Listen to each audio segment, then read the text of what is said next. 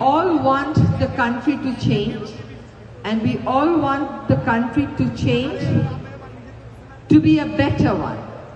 But we all keep ourselves confined within the defined box. আমরা কেউ বাক্সের বাইরে বের হয়ে চিন্তা করি না, কিন্তু সবাই চাই দেশটা বদলে যাক।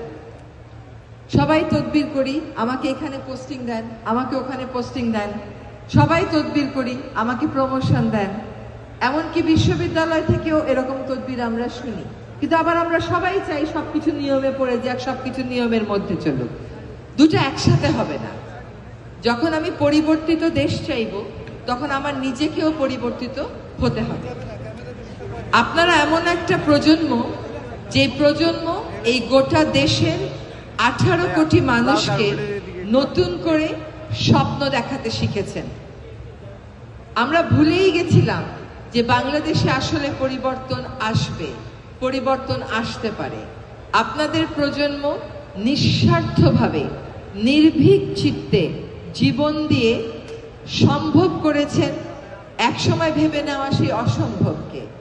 আপনাদের এই নিঃস্বার্থ আত্মত্যাগের কারণে দেশ আবার গণতন্ত্রের দিকে যাত্রা করার একটা সুযোগ পেয়েছে।